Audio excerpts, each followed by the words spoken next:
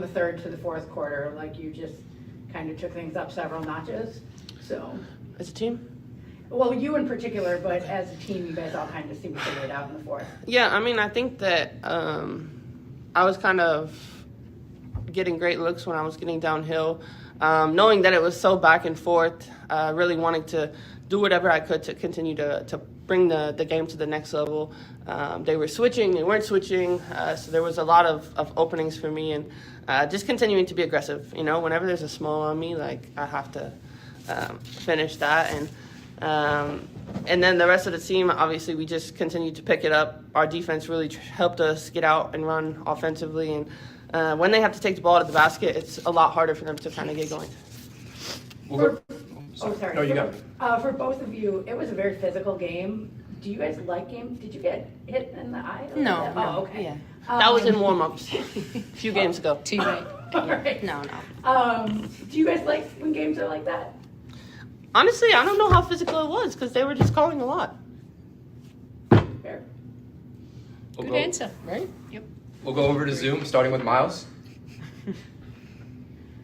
Hey, Brianna, I wanted to ask you about Jonquel's poise tonight because she dealt with some foul trouble, but while she was out there, she was a team high in plus minus, and her ability to just battle on the glass, especially against that sky front court, and she also shoveled you an underhanded dime in that first quarter in the open court.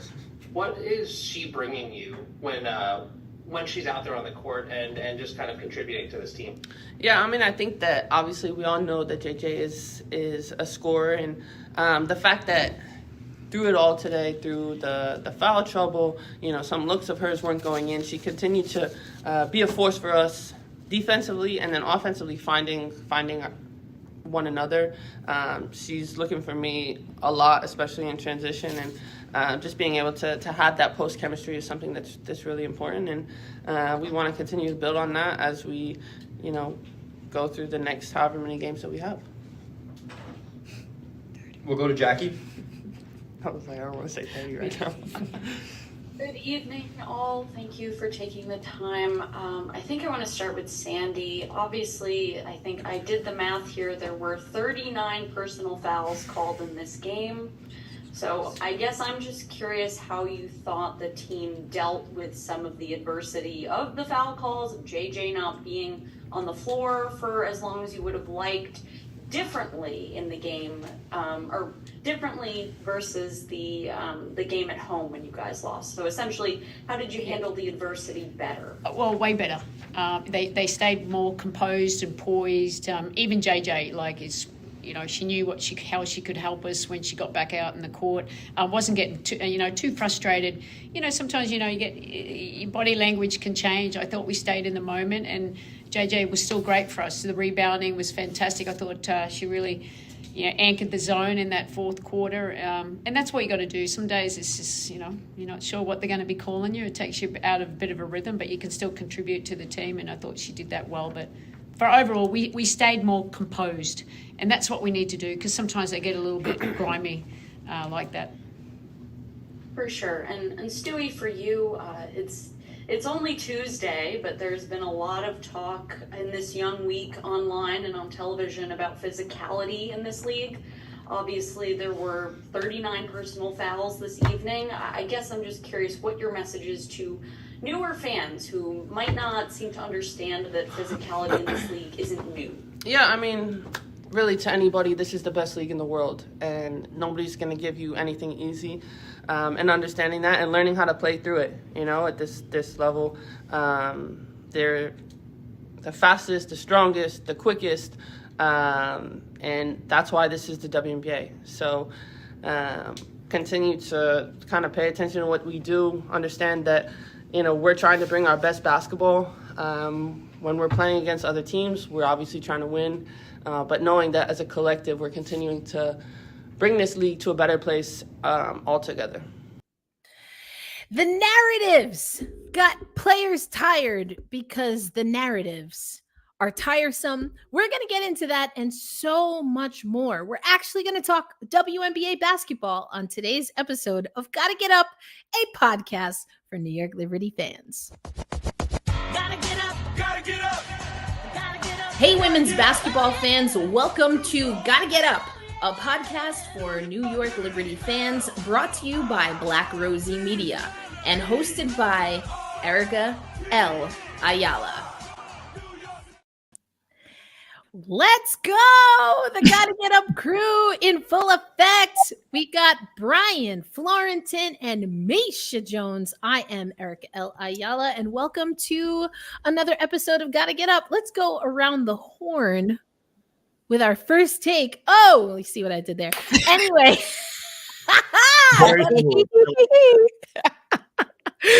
I'm weak.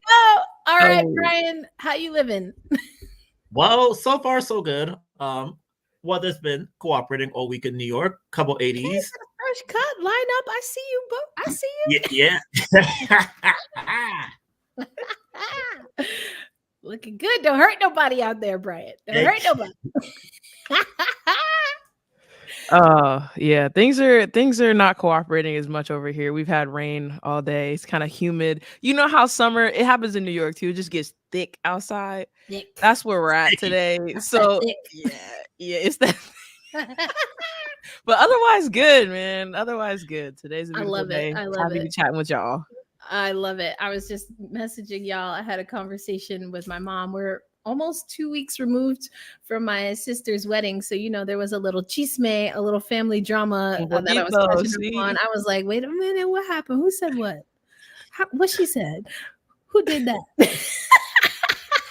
That's always the best, though. That's always the best. Like, that's tea. Catching up Man. and like low-key cursing people out, like retroactively. You got to get it off your chest. You got to, you know, because you let it linger. If you let it linger, there's too much happening. But it is a new month. We have 1 month under the, like, in the books already. 1 month of New York Liberty basketball, of WNBA basketball. And Brian, the Liberty are off to their best start in franchise history since 1997. So all that worrying we've been doing in the last few weeks, and these fools got a better record than they even had last year. Yeah, the Liberty they're secretly hilarious because there are times when it's like, because like yesterday there were so many moments I'm like, what are y'all doing? And then all of a sudden the fourth quarter hits and it's like, oh, okay. You only let Chicago score 2 field goals in 10 minutes of basketball. Very good. I'm impressed. So it's very much like Sandy said, there are moments where they sort of take their foot off the gas by boredom, which had poor Benaja and KT up there looking embarrassed. Like when they put in, they look fantastic. And their starting unit has been so great. I don't know like what the transition is like in the middle periods, but when they dial it up all the way, I'd say there's only 1, maybe 2 teams maximum who can see them. They're starting 5 when it's locked in like that. So that's going to be a big part of the next week and change for this team as it happens too. So yes. Yeah, I'm very curious. I'm sure you're going to let us know, Brian, who those teams are. And I feel like they're probably coming up on the schedule. But Misha, yes. I want to get your thoughts here, especially because I think this is an interesting comment by Damien. Like 8-2 is okay, but not enough in my opinion, Erica. So I think that there are a few different ways to take this comment because I'm not saying I agree, but I'm also not saying that I disagree, Misha. Yeah. Considering we got a team that is undefeated in the Connecticut Sun, I mean, if the goal is to be number 1, then okay, you're falling short a little bit. But on the other hand, folks, New York has, like Brian says, the ability to put the foot on the gas pedal and take the foot off the gas pedal a little bit. We've seen that in kind of the ebbs and flows of the game so far. But for me, the most important key to take away from that is they're closing. They are closing out. They're executing when they need to execute, regardless of what has happened previously in the game. Like, for example, against Chicago yesterday. Ooh. Kendi Carter did Kendi Carter things. That second quarter went from New York up here to, what's happening a little bit. Yep. But when it came time to close, the doers got it done. Okay. I saw, one possession, I saw JJ take Angel Reese into the short corner, ISO'd on the right side and went to work. Next possession, I seen Stewie do the exact same thing. Like, they saw the mismatches, they saw their opportunities, and they were not playing around when it was time to get down to business and finish that game out. So I love it. I hear what you're saying, Damien. However, this team I love a good however, I know, but I was like, we haven't got one in a minute. this team has time to figure out how to be consistent with that level, with that energy. So I wouldn't be too worried about it. They look good. Misha, can I keep you on that point for a second? Of course. So something that's interesting to me this year is that they're dialing it up and closing people out. I think the big difference as compared to last year is that last year it was just Stewie doing all the closing out business. This year it feels like it's way more people. Like the Washington game, it was JJ and Laney. Last night it was Ionescu, JJ in the fourth quarter. Other games, it's Stewie, you do it.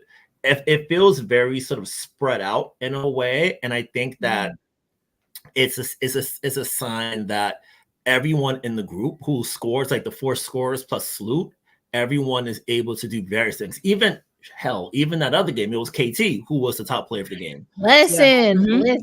We kind of hopped straight into the first quarter because, I mean, there's just a lot of storylines, or there's definitely a lot of analysis that can be done on this New York Liberty squad, especially in relation to last year. And so, again, I'm not saying I agree, but I'm also not saying I disagree with Damien right here. Closing out, and they let Chicago back in the game? Really? I mean, we're going to talk about it, Misha, because I know you got thoughts. And then Jen kind of here too. I do love that they're closing out, but I'm concerned about the amount of energy they need to expend to do that. I think that there is some validity in both of these comments, so we're actually going to get into this.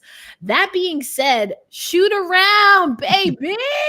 We talking AM shoot around. We talking 90-minute clock shoot around because we got some stories. But we're going to start with the good stuff. And we're going to get into, so we got player of the week and we have player of the month, so coach of the month, and of course, rookie of the month.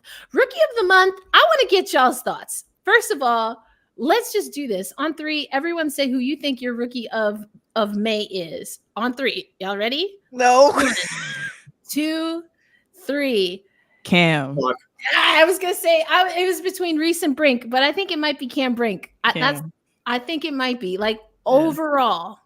Yeah. But now, Cam Brink did not win rookie of the month. No, Caitlin Clark won rookie of the month. And in fairness, Caitlin Clark is leading all rookies in scoring. So let's call a spade a spade. Right. But in that same breath, calling a spade, Caitlin Clark is also leading all rookies in turnovers and losses. Yeah. I mean, and so I guess, but that's how these awards always go, right, Misha? They're not, we could have arguments over these awards, especially since this is a podcast for New York Liberty fans. Y'all know I always am going to bring up 2016 MVP. I don't understand it. I don't like it. I'm just saying, I ain't got nothing against NECA. She good people. I'm just saying, I said what I said. Anyway, let's focus on rookie of the month. The other month, we got what I said, coach, player of the month, and then we also have player of the week, which gets us back to New York Liberty. But thoughts on rookie of the month? Yeah. So it's tough because I do think Caitlin Clark, I gotta be 1,000% honest, even as somebody who tries to stay out of the nonsense and out of the dumb conversation surrounding the WNBA right now, it's hard not to be inundated and saturated with that content. And so I found myself stepping away from Caitlin Clark a little bit, just generally speaking, for, kind of just my own sanity, frankly. But the fact of the matter is, like you're saying, she's putting up great numbers. Now, the question is, are we talking about what rookie has had to shoulder more load in the first month of the year? What rookie has produced the most and had the most positive impact on their team for the duration of the month? There's just if we had a sheet with, criteria that were set out, like, okay, she checks this box, she checks this box, then that would make life a little easier. But we don't have that, and so I don't see a problem with Caitlin winning rookie of the month or the week or whatever it is. I think it's fair because, again, she's producing. She's doing a lot. She's being forced to do a lot. That Like part. she has to do a lot for Indiana as a team right now, and we cannot say that that's not the truth. But Cam Brink, man, she's just showed some things that I don't think she was able to show in her time at Stanford. Well, and she said that. She said like her game has opened up because of how like Cam is like, she might have a fan in me. So we were talking about that, right? We were talking about that. Jersey in my life. Yeah, I wasn't sure. In the NCAA tournament, baby girl was giving me tood. Like she was giving me tood. And usually I try not to let that, affect my judgment of the on court, but it spilled over onto the court we saw in a couple different instances. And so I was a little on her coming in. But like I told you earlier, Erica, she's made a fan out of me in her, not only her play on the court, but the way she's handled herself off the court, for sure. Right. And Brian, you sent us something, a great interview, great quotes from Cameron Brink. And she's talking about the topic that we're going to talk about, because in case y'all didn't know, on this here program, on this here platform, in Monica McNutt, we trust. So that's a little tease. But Brian, I'm going to let you talk about rookies. You said Cam too. I was on the fence between Cam and Angel, because Angel was my preseason pick for Rookie of the Year. And I think she's on a team, to Misha's point, where she can make an impact. But Misha also said it, Brian. I mean, the numbers are there for Caitlin Clark. If you're looking at the highest scorer, if that's your criteria, then she's it. Yeah. And I think I feel like you guys be able to explain it better than I can, but I feel like for like a lead guard coming into the WNBA, it's a lot harder than a big, because like for bigs you can almost like slide into different things, but when you're like a lead guard, it's fair. So many things you have to sort of like figure out, adjust to on the fly. And I think for Clark in particular, aside from all the discourse and things like that, she's joining a team that was really in a bad spot last year. Like Indiana, they weren't really last like year? I mean, stop. Since I'd say last. Okay, do I want to say last 8 years? 2012. Okay, 12 years. You worse than me. I said 8. Oh man. I mean, hey. It's been tough. Yeah, and I think that, especially for her joining a team like that, it's having to adjust to everything like that. And something interesting I'm just thinking about now, on Sunday, she did pregame with us in New York. And in Christy's side's part beforehand, she mentioned that the spacing for the team was a lot better than when they were last in New York last time. And I asked Caitlin about that. She's like, I'm used to sort of playing with the ball in my hands. I'm not used to playing off the ball this much. I'm not used to playing higher up in the wings. I've been doing that for 4 years of my life. And having to adjust to all these different things, getting your new teammates down pat, playing with like bigs who didn't really play like they did in Iowa. So that's another transition. Better defenders, a ton of games in a short time span. Thank God they got the travel right, because if they didn't, you could imagine how that would look. So being able to do all of that, and I think also being like the number one on the scout, as Sandy would say, that's a huge transition. And I think to be able to average like 7 assists a night, even with I guess it's a product of having the ball in your hands a lot, but you still got the ball in your hands a lot, and you still got to bring it every single possession, because if you don't, then your team really isn't going to be able to score like that on the perimeter. So I think being able to sort of like get that part of her game down pat, I think is really a great sign, and I think really has sort of kept Indiana in it. And I think also with Kelsey's injury early on, she's had to play a ton of minutes. I think she's like 30. I have to check. I feel like she's probably like top 10 in minutes per game already, and it's like that's a huge workload for like a 22-year-old who's just coming in. That's a lot of work, and the fact that you're giving 17, 6 and 7, something like that, that's pretty fantastic considering the circumstances. Yeah, and I think both of y'all are, I think maybe Brian, you hit on this, but Rookie of the Year, any of these awards, it can be difficult for someone at that position, at the one, to win these awards. It's not very often. I think Cynthia Cooper is the last true guard, like 1 or 2 guard. I mean, yeah, Diana Taurasi has never won MVP, which is interesting on so many levels.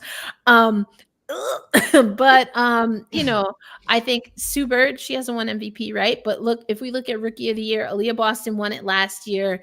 Ryan Howard, Michaela Onyenwere, Crystal Dangerfield won in 2020. Nafisa Collier, Asia Wilson, Alicia Gray, Stewie, Jewel Lloyd, another guard. So, I think these awards are tough. And I don't think it's looked good, right? The eye test for Caitlin Clark has not been great. The narrative has been like Horrendous. diabolical. Abhorrent. It's Yeah, like awful. subterranean, like triple digit negative. But I think it's interesting. So am I mad that it's Caitlin Clark? No. Do I think it's going to be a runaway that she wins Rookie of the Year? No. Cam is she's just out here hooping. Yeah. She's just out here hooping. And Angel Reese, a little bit more adversity to deal with, whether it's because of, Chicago having a lot to prove, how the game is coming at her. I mean, we saw that tuffle that she had with AT, but Cam and Angel have just been handling it totally different. And some of this is what's coming at Caitlin Clark, for sure. A lot of it is what's coming at Caitlin Clark, but then even also, and I think some of this goes back to what role they played for their former teams. And arguably, I mean, a couple of years ago, right? The conversation we were having is that some programs do not prepare you to be a WNBA pro. You are spitting facts right now. And more to the point of kind of the role that both Cam and Angel were put into in the teams that they were on, I think, and maybe more so this is about Angel. I think Angel was, as fiery as she is, we know that that's just in her and how she is, but she was also a really huge leader for all the teams that she's been. I mean, you can say what you want about, how she acts. I'm always on the side of a competitor. Do what you do, be a dog if you a dog, okay? If you hold yourself back, you're doing more harm than good. Let's go. I'm saying, okay? And so Angel Reese, she had that, but she was also a leader. She was the one pulling Flaugier, hey, baby girl, I need you to bring it in. I need you to, talk into. And she doesn't get enough credit and respect for that. Not at all. And then you think about what you just said about programs preparing you for the next level. Caitlin Clark and her teammates had to adjust to each other. We've all seen the reporting by now. Lisa Bluter and her staff trying to get Caitlin to, hey, simmer down a little bit. Your teammates might not be as good at you, but you still got to be respectful and be a good teammate. Like, that is the kind of stuff that people don't talk enough about, in my opinion. You have to have that switch that you can turn down when you need to in a game, because refs are going to call games differently. Players are going to feel different ways about you. All these things are also elements of playing the game of basketball. And right now, as much as I support Caitlin Clark and her growth, and I'm like, let's give her some time, I'm not about to sit here and act like she's not being a horrible teammate right now and not being a little bit of a brat out there on the court. Because that's a lot of energy that you're expending talking to refs and trying to plead your case, when that's energy you could be redirecting to other places, redirecting and being able to keep yourself calm and cool in those moments. Because that's skills. Those are skills you have to have. If you want to win a championship, if we're talking about a franchise that wants to get back to that level, that's what it's going to take. And that's an area of growth that comes on the court and off the court for her. But, it's tough, though. It's tough. They're all coming from different places. Cam, like I said, I kind of put her on the back burner a little bit there, but it just feels like, she just fits a little bit better in Cali because she came from Cali. Yeah, I mean, that's a hella dope fit. So Caitlin Clark does get Rookie of the Month, but basically, I mean, it's really all AT and Asia Wilson otherwise. And I think people are going to have to start respecting who is actually the leading scorer by 1/10 of a point in the league. And that is, at least as of today, as of like 8 a.m. today, that's Arike Ogunbowale. Come on. Underrated. How is she still underrated? How is she still She's the leading scorer in the league? I'm just saying. And she's going up against the second leading scorer in Asia Wilson tonight. So that's a battle that we definitely going to want to watch. But so Asia Wilson does get Player of the Month, very deservedly so. Not an undefeated Las Vegas team. So I feel like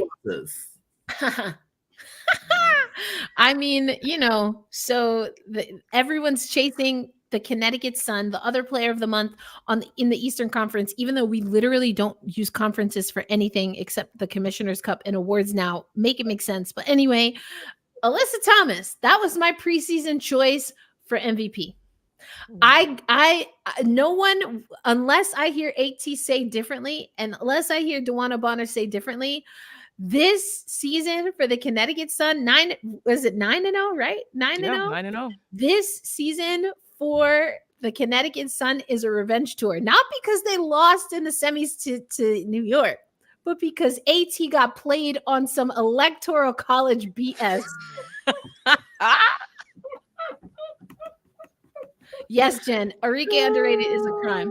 The electoral college of the WNBA will forevermore be at the mercy of AT's wrath. Oh, they was gerrymandering and whatnot. I don't know what they were doing. Right. Redlining, redistricting, all that. Grandfather clause them out of there. Poll taxed them to death.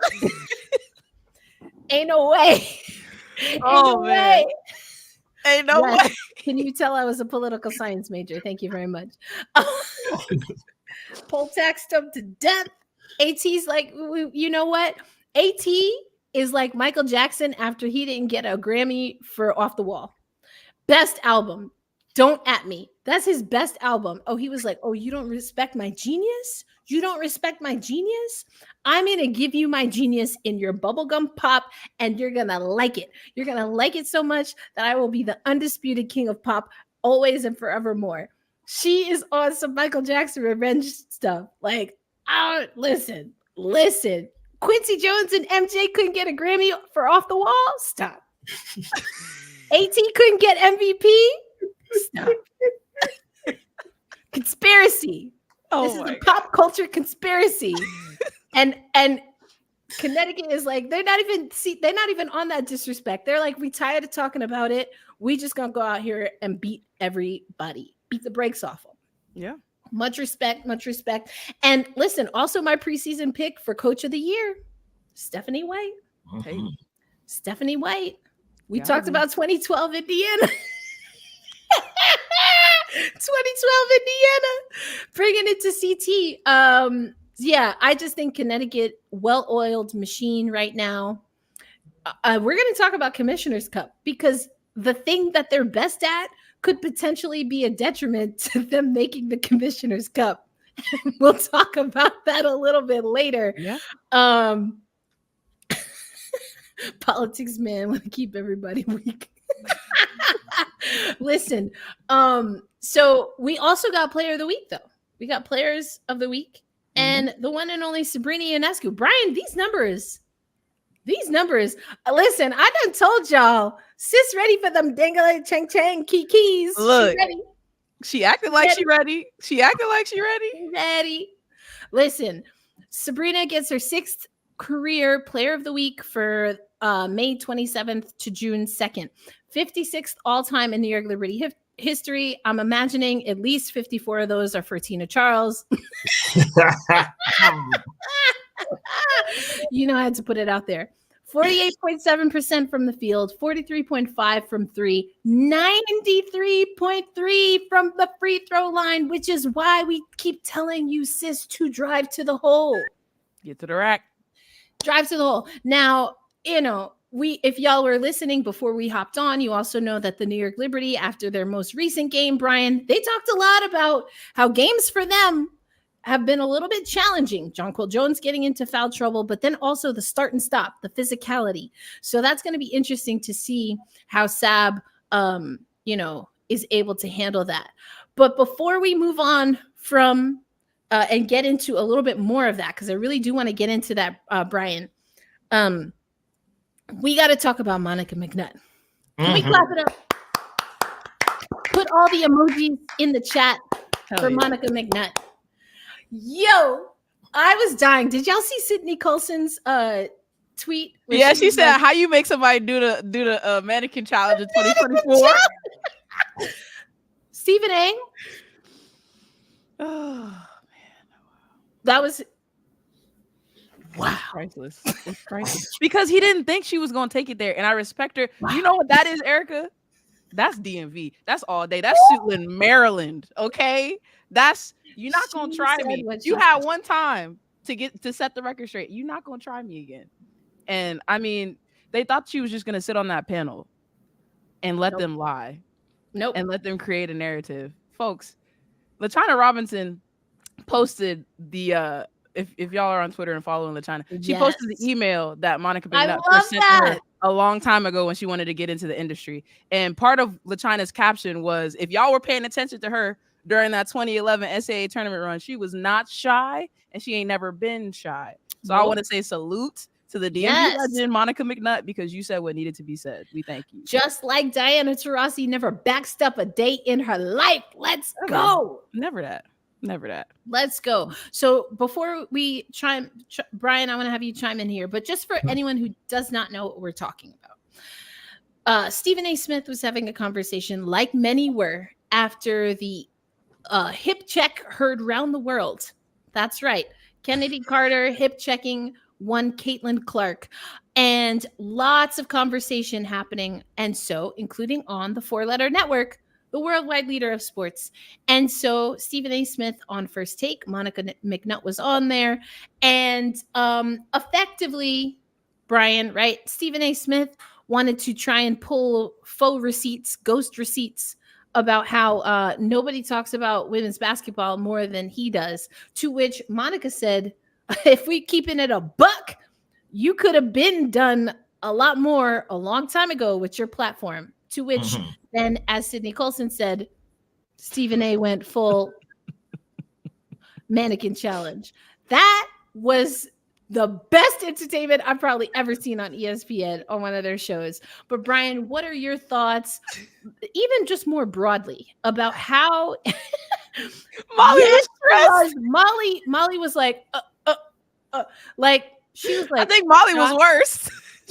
Molly was like, I feel like in my head she was like, okay, when's my next payday?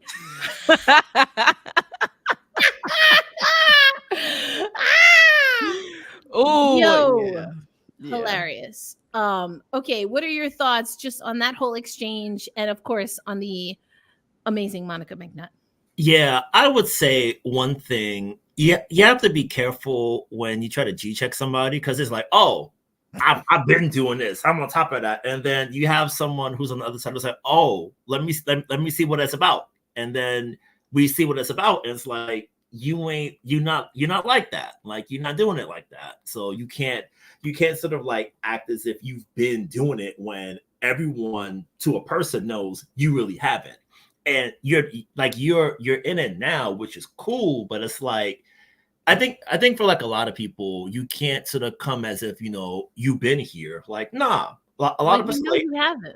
Yeah, like, a lot of us came to covering late. A lot of us came to sort of like watching, learning, figuring things out a lot late. And it's cool, like, it's great you're here, but it's like, you can't be I'm the top voice you should go to. You should respect my opinion over everyone else.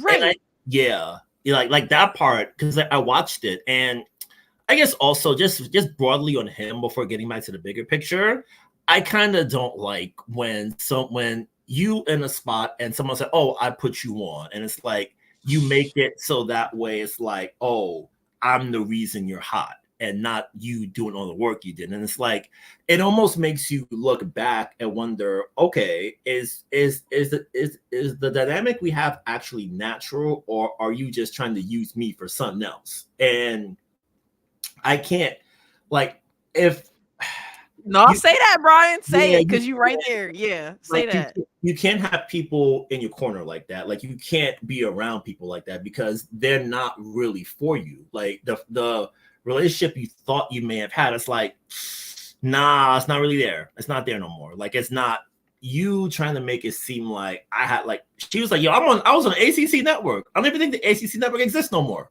So it's like, I've been out here, like, I grinded up. I'm on the radio with the Knicks. I'm doing all my things. And it's like, yeah, I'm here and it's great. Like, I appreciate being on the space, but it's like, you didn't make me what I am. Like, you can't be around people like that, because they're not You to really be trusted. can't. Like, they're not They to be don't really trusted. care about this. They're freaking vultures. They're okay. So if anyone watches or reads Harry Potter, there's that one professor who just like collects people He just collects people, right? There are people in this industry that try to do that. And Stephen A. Smith trying to do that to Monica McNutt, as if we don't know that you don't just bring on degular people. The first take is not where you go to get your foot in the door. Right. You're already in the door. You on the couch. You right. got nameplate, engraved, all that. Checks coming regularly and on time. No, stop acting like but I'll tell you who does put people on. If you listen to Sarah Spain tell it, Jamel Hill puts people on. Sarah puts people on. The fact that Stephen A. Smith works for the same institution as LaChina Robinson and really thought it was cute to come out of his mouth saying, who does more for the WNBA and women's basketball than me? I can name 5 people off the dome easy, bro. Easy. What he really meant when he said that is who in his mind, let me be very clear, who matters that's been talking about women's basketball. And for me, that means you don't think the rest of those folks matter. That means you do not value your colleagues in that space. That means you do not see it on the same level, on the same echelon that you are on. And that is arrogant. That is just, it's really disappointing knowing that he was a journalist for as long as he was before. Right. This. And that's what grinds my gears personally, because I have a journalism background. And to the point of Monica McNutt's been here. You want to know how long she's been here? I went to I'm a nerd, okay? Disclaimer, I'm a nerd. Hey, I went to a journalism camp. Boot camp. And she was on the panel at the journalism camp. This was 2010 to 2009. Like, she's been in these streets. She might not have had the notoriety that Stephen A. Smith has had for as long. He's older.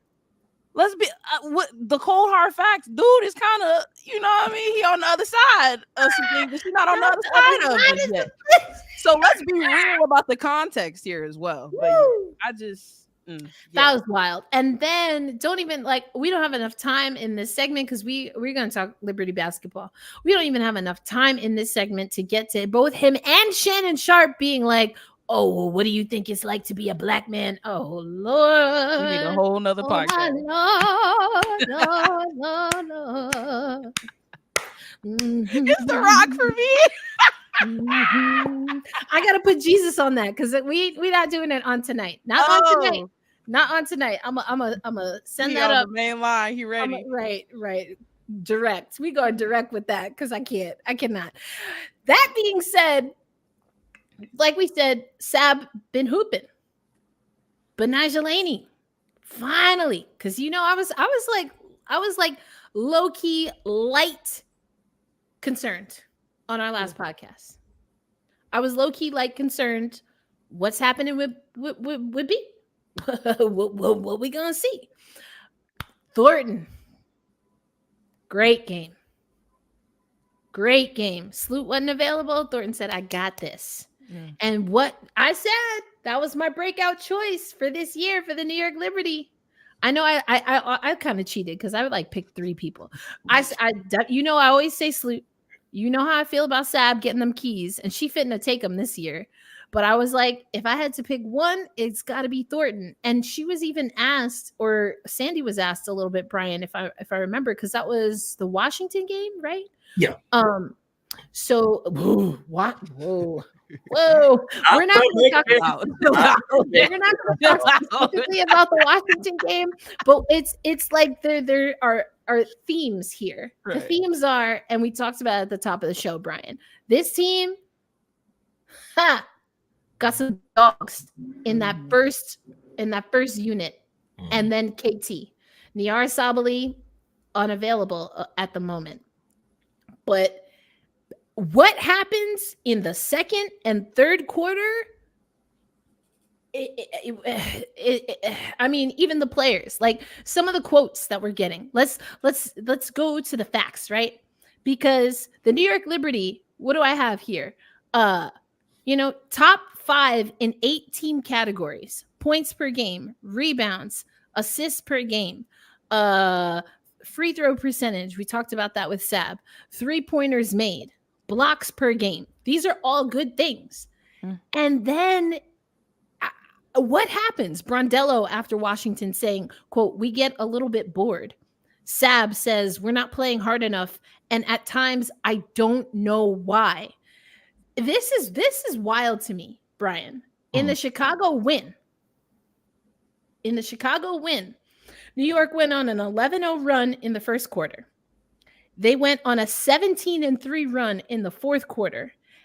And they gave Chicago a 22-9 run in the second quarter and an 11-3 run in the third quarter. Like, yes, great that we're winning. And what? Yeah, I can't. I'm gonna need you to screenshot that face and make that your profile picture.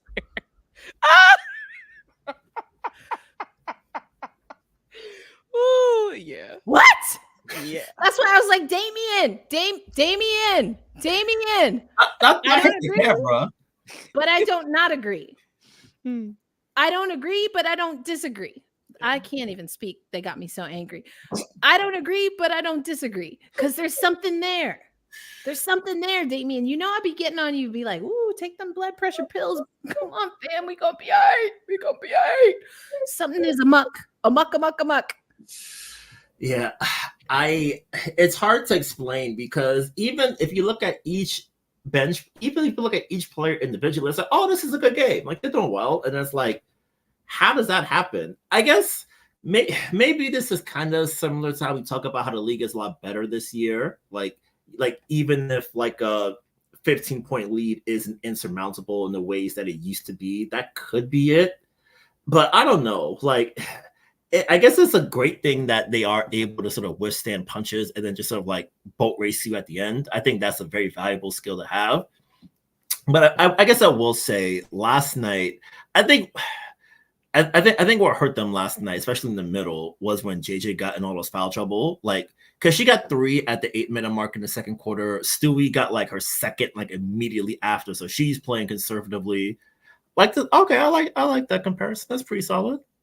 I mean, they are in New York, so there you go. It fits. I like that. Yeah, but I think that sometimes, I would say like foul trouble really got them last night because one great thing about like Angel right now, like she's a foul drawing magnet. Like she's a machine drawing fouls, and it's like, oh, I'm a block that. She don't jump when she go up to shoot. I'm gonna pin that. No. That arm gonna get you somewhere. That referee gonna hit you with a foul, and you like, wait a minute, what just happened? So she gets you in a lot of ways, and I think that her ability on the glass really, because like they allowed so many like long rebounds last night, because like they would play great initial defense, and then all of a sudden, oh, it's a long rebound, killing them. Elizabeth Williams sneaks in for an O board. That's 2 points right there. And it's like those small things that happen in the flow of a game tend to sort of like be louder when it comes to the Liberty, I would say. And then it's like, oh, wait, this 17-point lead down to 3. And it's like, oh, we're up 3 at halftime. No, wait, you put your hand in and you fouled with like 0.2 of a second left on the clock before halftime. Like things like that tend to really sort of like pop when it comes to the Liberty. And those small mistakes may doom you against like the very best of the best, which they're gonna have to deal with for the next week. Yeah. But I think what helps them is that I think I asked Stewie this last night. Like the chemistry of the starting 5 is like, oh, we could do this. Like we've had the worst loss. Imagine what happened to us. Like we down 3 going into the fourth quarter. That ain't nothing. We take that easy. So I think that sort of toughness for the starting 5 really shines through in those moments when the game is at its absolute tightest. And I think the way to sort of like figure it out in the middle is like you just want them to sort of like stay on the gas, stay sort of pushing enough in the middle portions of the game, because that way if you're up by like 15 early, even if the lead gets like chopped a little bit, you want to have enough distance to where you don't really feel as if you're threatened. Like I use the Seattle game as an example. Like the Storm kind of got a little bit close, but it was like, you're not really that close, honestly. Like things like that, I think make them feel more comfortable because you still have that healthy distance. And then when all else fails, you can just give it to JJ in the block and be like, you like this player can't guard you. You got it. So I think just being able to really sort of like withstand those runs matters. And I think when it comes to like getting it right in the middle, not settling, because they do that a lot. Like there was one game, I think it might have been the Washington game, where they just started taking so many threes out of nowhere, and Cindy's like, "Yo, why y'all taking so many threes? What are you doing? Like, get back in the paint." So I would say, yeah. I'm sorry, Brian, but to your point, I mean, look at this lead tracker. This is wild. You see how it just the second quarter was just like wild. Yeah. I mean, and I mean, I gotta make it bigger. Just you can't really see that little blip. That little arrow right there is pointing to the sky. But the point is that this down curve is the real issue, not these little blips here. It's this down curve of productivity. That's why, you know, we're talking about Mimi in the middle, baby. Where we at? Absent. She gone. That's it. You know, like we're lucky we're winning games like this, to be honest. But is it just the production, or is it the Liberty aren't quelling runs started by other teams quickly enough? They're not responding quickly enough. It's like, okay, you know, you came out and punched them and it was a 31 whatever lead in the first quarter. You know what's gonna happen. You know, basketball is a game of runs, and I just don't think, you know, a team that has the aspirations that this team should have, you can't just decide, okay, well, I just need to do better at, like, now that we have the league, coasting while we have it and making. You need to step on somebody's jugular if that's really what we're talking about. Right. If we're talking about competing with the undefeated Sun, we're talking about competing with the defending champion Aces. It can't be that. And so I think it's the production, but it's also, you know, how are other teams scoring the ball? You got to be on offense to score the ball. You know, offense, what's the Liberty on? Defense. What they're not doing? Defending. It's the transition defense is the thing that killed them. Kennedy Carter destroyed them in transition. And it was the points off turnovers too. Like they had almost the same amount of turnovers, if I'm not mistaken, but Chicago was able to capitalize. That is a direct hit. That's like, you know, when you boxing and you know, you might pepper them with a couple, but when you hit that body blow, those turnovers are body blows. Those ones make you take more damage. And New York's got to find a way to limit those, man. You ain't wrong. Look at that. Turnovers, 11 and 10. Points on turnovers, 8 to 17. Nailed it. You nailed it. Yeah. Like, and for the starters, because all y'all was on the team last year, and some, you know, KT and that Niara, you know, did not have a substantial role, but Niara was there. Y'all need reminding. Y'all need reminding what happens when you don't keep the pace, when y'all don't keep the intensity, because y'all had game 4. They should have the most fuel of everybody in the league right now. Like, y'all should be like, finish her. You know what I'm saying? Like, go total. I need Mortal Kombat right now. I need them to go full on Mortal Kombat, and it ain't happening. This is like the tortoise and the hare, and I don't like that we're the hare. I don't like it, because you know what happened in that story?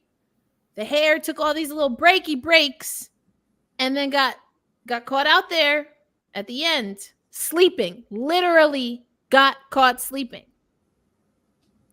Liberty can't do that. That's why, you know, is it fair?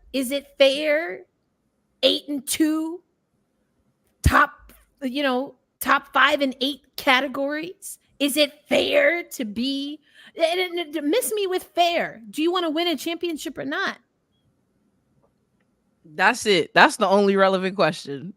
That's it. Are you building championship habits, doing what you're doing right now? Yes or no? And here's the thing. Is there time to fix it? Sure.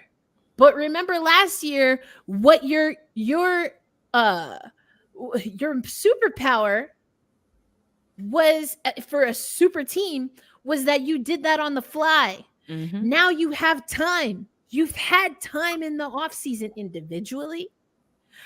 Call up your teammates. So now I'm confused. Yeah. The superpower from last year Did you turn it to your kryptonite? What's happening? That's what's making me uneasy. Like, I'm trying not to be, I don't want to be, I don't know, overreact. I don't want to sensationalize this, but something, it's not quite, the curl ain't curling. The Jerry curl ain't curling. And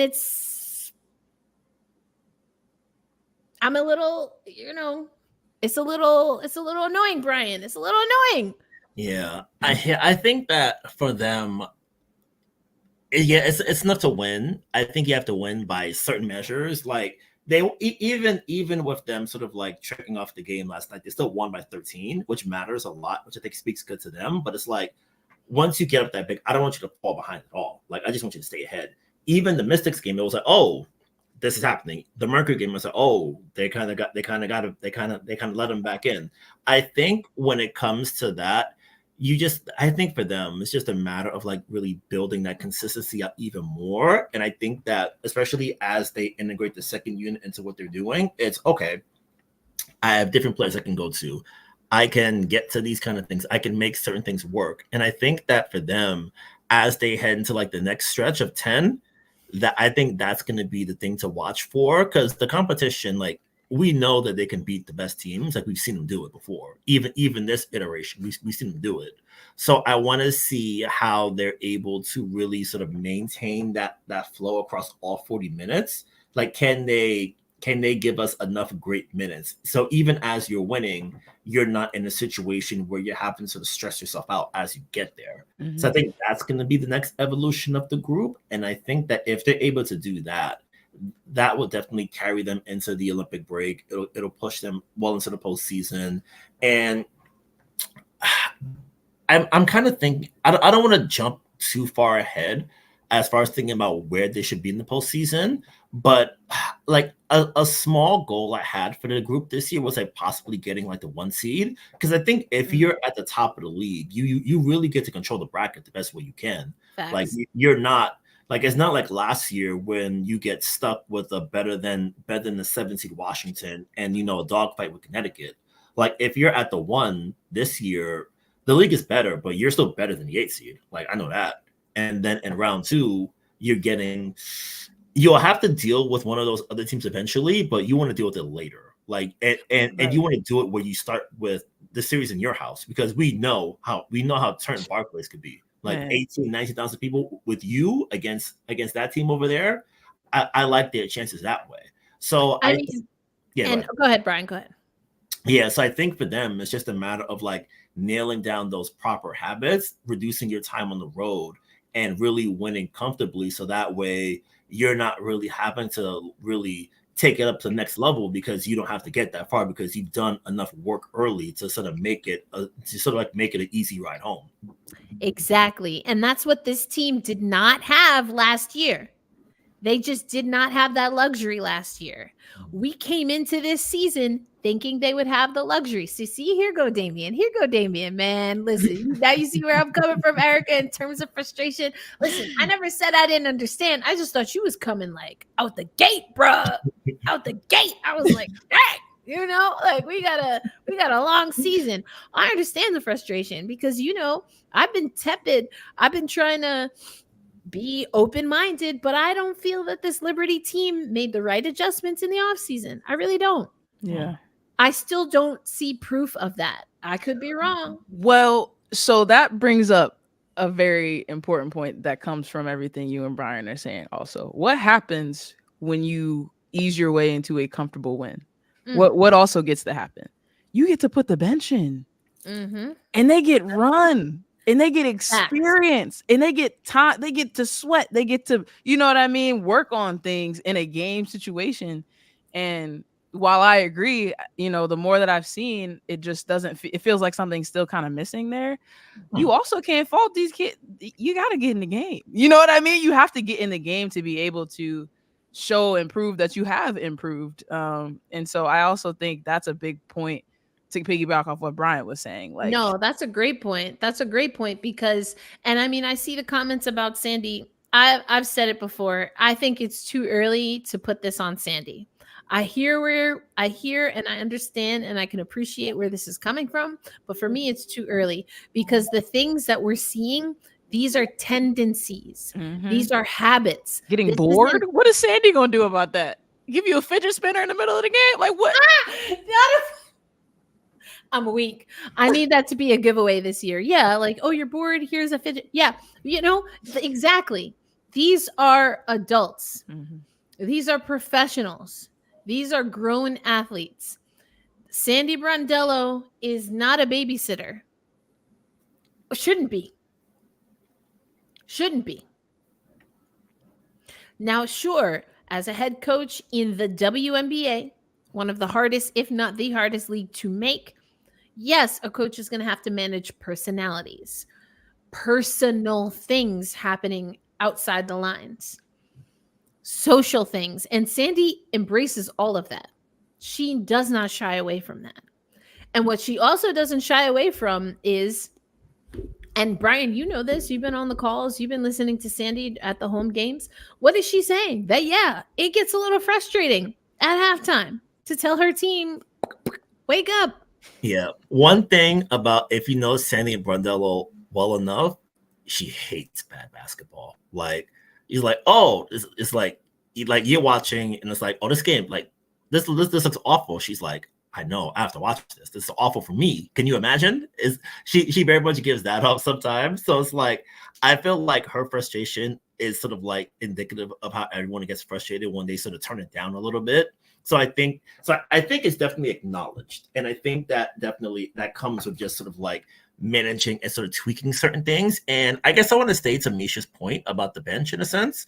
I think one thing that Sandy's doing is like trying out a lot of different combinations with things. And I think it's gnarly now, but I think it'll pay off later. Like, I like that, just sort of like to zero in on one person, for example. Like, we know Sabrina's not the best defender, and like, the effort sometimes isn't where it's supposed to be, and the results aren't there. But I like that she's experimenting with like really like rangy players, like Leo Fibich, long arms, KT guard a lot of positions. You have when JJ's in, even Kennedy Burke a few days ago, just like really sort of like trying out those different combinations of bench players with her, even having them all together. So if it's okay, you get by, like, you're targeting the weaker player, you try to get on the switch. Okay, I have a really rangy, well player who's well suited to defend well coming on the other side. So I think it's just a matter of a lot of experimenting, and I think the effort is there for them. I think it's just a matter of like really getting the execution right. And I think that it's something for the group is that like the worst, like those bad moments in the second quarter, I feel like stick to their craw in a way that pushes them to be better. Like after they got frankly embarrassed in Minnesota, like they came back and they looked so much better. Like you could see it, because even in that Minnesota game, it was just like they fought back in the middle, which is a break from them letting go in the middle, which is funny in its own regard. But I think that they saw how bad they looked, and Sandy didn't even bother. She's like, yo, like, I don't know what they were doing. It's like I think they felt it to a person. And I think that sense of like, I'd say professionalism, but it's like, I'd say like pride, like professional pride. I feel like that professional pride kicked in for them, and they got it right back. Like they went undefeated. They came back in their house, took care of business, did it in really convincing ways. So I think for the group, it's just a matter of, okay, we know what we're doing wrong, and we have enough professional sense to be like, okay, I don't want to be embarrassed in front of people because I want to do my job well. So I think that helps them a lot. So that way they're not, even as they sort of like fall off in the middle, they had enough of that kicks in to be like, okay, I'm gonna get it right. Like I know what to do. Let's finish on a strong note. So I think that's gonna help a lot. And I think with that experimentation, and just last night without having another big when JJ got in her foul trouble, and when Niara does come back, hopefully her back isn't too big of a concern. So you have enough. I think you have enough buttons to push So that way you're not having to play KB at 5 minutes when she's more suited as a 4. So you're able to really sort of like figure out things a little bit more. So I would say even with the messiness in the middle, those strong endings, I think, give enough sort of like positive energy to take to the next environment. I mean, I think as you were speaking, Brian, what I was thinking about is Dawn Staley and what she said about her South Carolina team. Now I think there are a few things at play here. I think there is a part of the gamesmanship as a coach where there are things that you say to your team and even reinforce publicly to get your team thinking. And what was Dawn Staley telling us? If you were really listening to this team or to Dawn Staley, if you were really following South Carolina, I feel like we talked about it on the show in our off season because we'd be like, listen. Yeah. I know you're South Carolina and I know you're undefeated, but like for this stretch of the game, I was shooketh. Yeah. I was shooketh. Very much. Clutching all of my pearls. Mm-hmm. Mannequin challenging like Stephen A. Because it was uncomfortable. Yeah. It was uncomfortable to watch. Not because it was always ugly basketball, but because you expected so much from South Carolina. You know who their coach is. You know who those players are. And they kept finding ways to win. Not comfortable, but they would find ways to win. Do I think at any point, even as Dawn Staley is saying how much she's uncomfortable, that meant that Dawn Staley was a bad coach, that she was a neglectful coach, that she was a laissez-faire coach? If anything, her honesty, her brutal honesty was saying, this is a different team. And that instructs how me and my coaching staff have to coach them. And that makes me uncomfortable because I don't want to be coached like that. The player in me, the dog, the Philly in me, I can't. Yeah.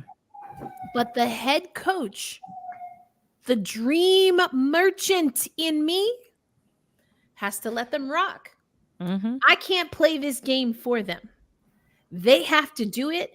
And if this is what gets them at some times to come to ease into a game, and if this is what it takes to get them on a straight path, then I have to change because that's my job. Mm-hmm. My job as a coach is to lead them, not to make them in my image. Speak on that. And I feel like Sandy has always been that kind of coach. Always.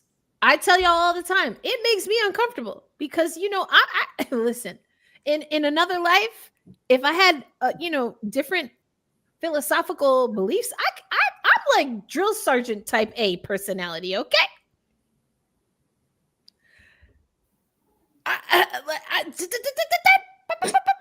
You know what I'm saying? Not everyone's like that though. And that's the beauty of it. That's the beauty of it. And Sandy is the type of leader who is going to get the best out of her people over time because they have trust in her. Listen to what Skylar Diggins-Smith says about Sandy. She ain't got a lot of good things to say about Phoenix, but she got a lot of good things to say about Sandy. But that speaks volumes. Yeah. That speaks volumes. It really does. Because it's not often that you can separate, whether it's college or the pros, a franchise or a program from a coach that way and still have such undeniable, respect. Absolutely, Jen. For that person, despite your experiences. So yeah, definitely plus. It's tough. It's tough. It's a tough situation. But I do believe Sandy is the one. This is a New York team, a New York Liberty team that is almost the antithesis of what we expect from New York teams. They're like, and I hate that I'm even going to say it, but I thought it, and I do think it's kind of true. The Mets fan in me can't stand it. This Liberty team low-key reminds me of like a Yankees team. Tell like me more. A Jeter era Yankees team. Like they're always in the news, but they're not about the news. You feel me? Like they're in the news, but they're not about the news. They're in the news, but they ain't worried about the news. They're in the news because they're a top team, but they don't care about the drama. They are focused and they are going to do things the way that they do things. Now there's some rough edges that need to be sanded out. But if Sandy has the patience, if this team continues to put in the work, in theory, they should be okay. I still think they need a little sandpaper. But that's me. That might just be a me thing. I might need to let go, send that on the direct line as well. I still think they need some sandpaper, but there's other ways to find that edge, right? And this team seems committed to doing that together. Like that whole ESPN thing, everybody come on the camera. I thought that was a little weird. But Sab said that was something they wanted to do. ESPN wanted the starting 5, and they were like, well, if you're going to bring up 5 of us, you're going to bring up 12 of us. Yeah, makes sense. So they're trying something new. I'm a little uncomfortable, but I'm going to lean into my Dawn Staley. I'm going to lean into, my Dawn Staley on that. But they're in a good position. And like we talked about earlier, Misha, Commissioner's Cup. I want to talk about this. There's so many things. So we know that the MNBA did their little Commish Cup or whatever. I forgot what they call it. Their little Mish Cup. I don't know. Whatever. They had all these courts and everything looking like, we're in an arcade game and baka baka ba. But there have been some changes to the Commissioner's Cup in the WNBA. So it's condensed. Instead of the Commissioner's Cup games with that little rose gold emblem being all throughout the season, it's condensed into June. So right now is Commissioner's Cup. They have a new Wilson ball to, instead of putting all the money for those courts, they were like, we're going to get Wilson to get us a new ball, which I think is interesting, but also like, okay. Yeah. Okay. We couldn't get like a little something extra. But Misha, what are your thoughts overall on the changes to the Commissioner's Cup? I mean, on the one hand, I kind of enjoy that all the buildup happens at this. They have a book club. Like seriously, they have a book club. It's so interesting. Anyway, I'm sorry that it's like I love it. I'm also like, I can't. It's giving a college team that just got a new coach and they're doing all their first preliminary team bonding activities and trying to, what I mean? They're so adorable. I love that for them. And I'm not mad at it at all. Yeah, I'm here for it. I'm not. Let them do them. It makes it easier. It makes the job easier when you're playing with people that you really know and appreciate. But anyway, Commissioner's Cup.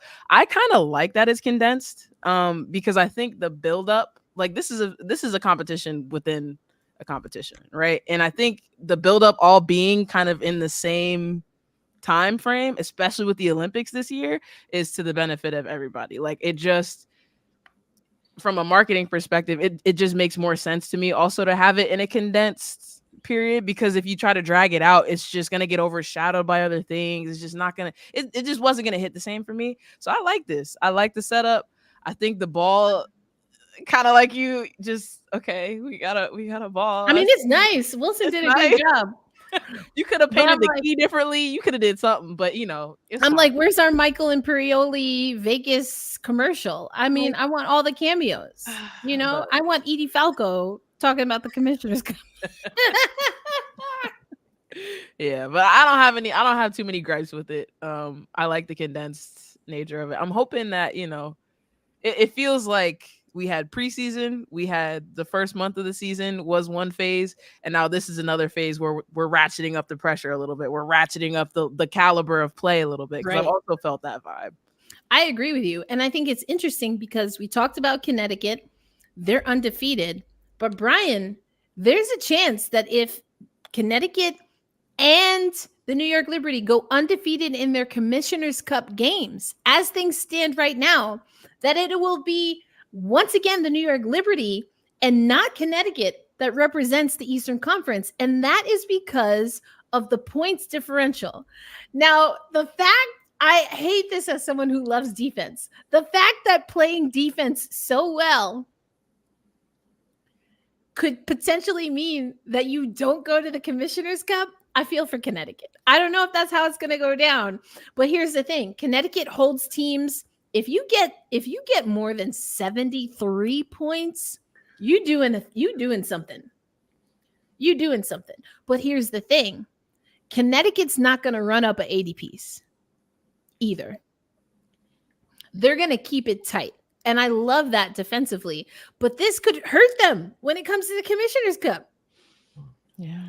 Yep. Like all those, I'm gonna grind you to dust kind of games. No, I need y'all to make some threes, keep that ball moving, run up the court, get them layups, do that. But okay.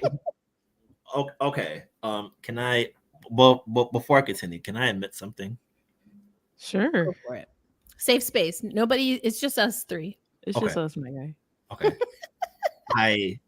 I like the different color courts. They're fun to me. I like it. Like it looks.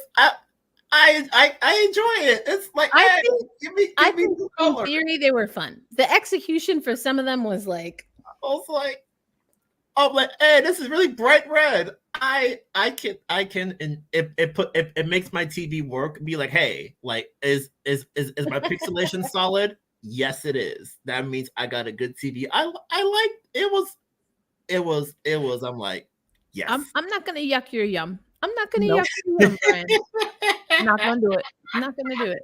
Not gonna do it. I mean, again, I thought they stood out. That's good. That's good. Okay, they stood out. They definitely stood out. They were different. You are so right. They stood out, Brian. Oh man.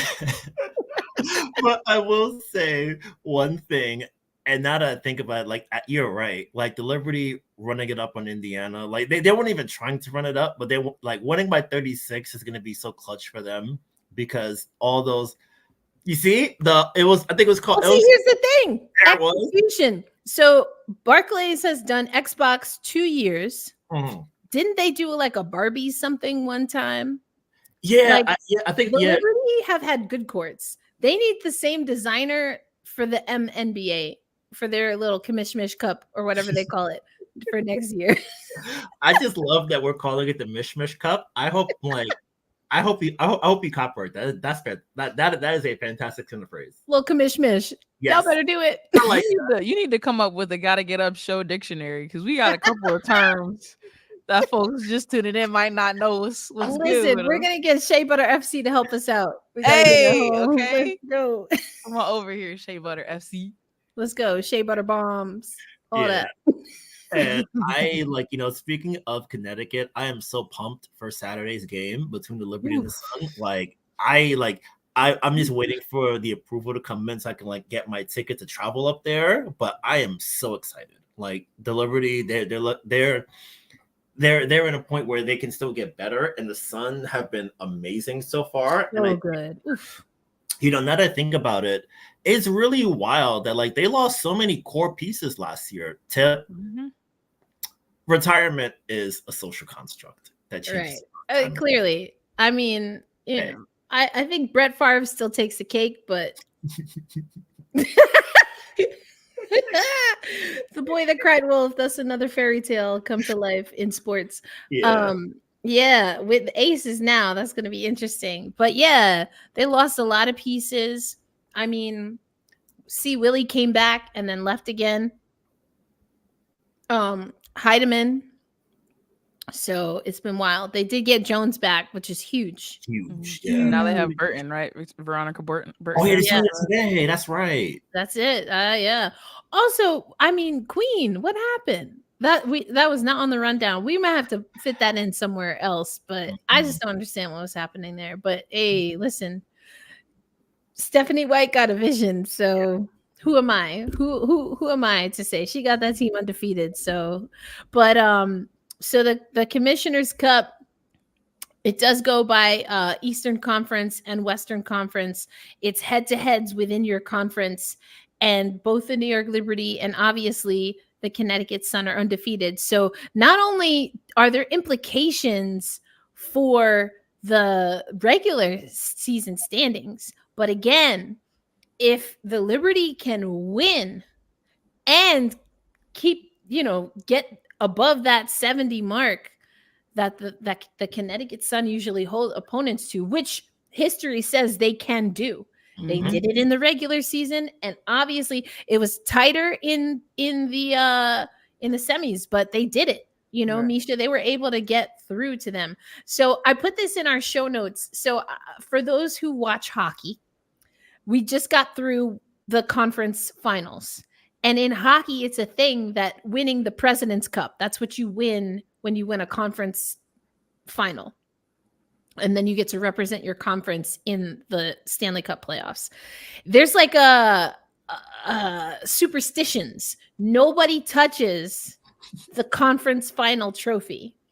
And arguably, depending on, some teams have had more or less luck than others. But if you win your President's Trophy in your respective conference, you don't go on to win the Stanley Cup. Now, it's a very short history, Misha, in the WNBA, but only once have we ever had the commish. Let's see that. No, that's the guys. That's for them. That's them. We have the proper Kathy Engelbert Commissioner's Cup. Cup.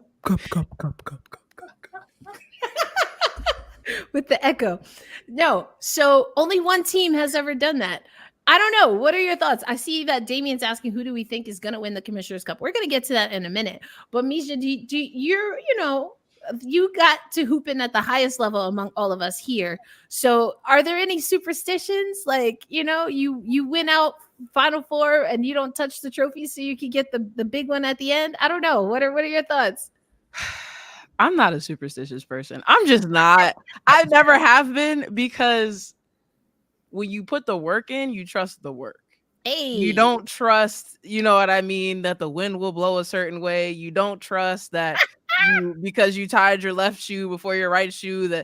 And I'm not here to knock anybody who does have superstitions, because, it's funny. Off the court, I do have a lot of things that I feel connected to in that way. But when it comes to the work, and you say I played at the highest level of all of us. I ain't played at the WNBA level. And I'm like, at that point, it's no longer, nothing is luck.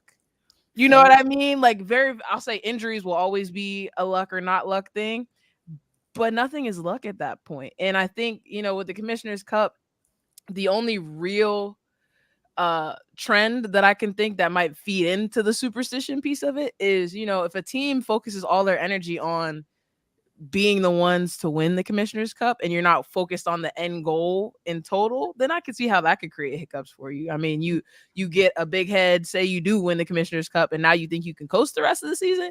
Well, that shit gonna go sideways very quickly. So you know what I mean? Like, it's do you allow yourself to be complacent in winning a Commissioner's Cup that determines whether or not, you really don't give yourself a chance to win the finals or be at that pinnacle, in that last series. But I don't believe in the superstition of it. There are some things in sports, because they've had a history for so long and there's been such a correlation for so long, right? Kind of like you're talking about with hockey, where there's, you know what I mean? There's stuff to back it up, but we're at a point right now. I don't know.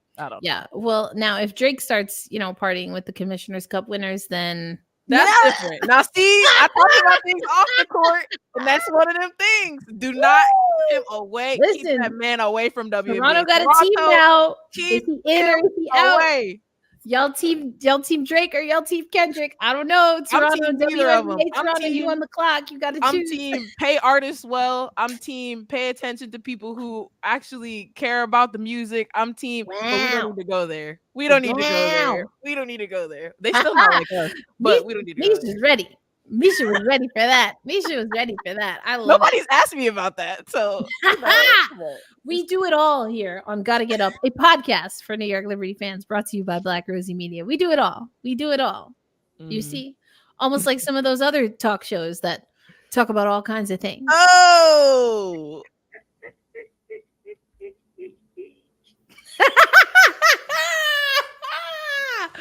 Woo! Okay.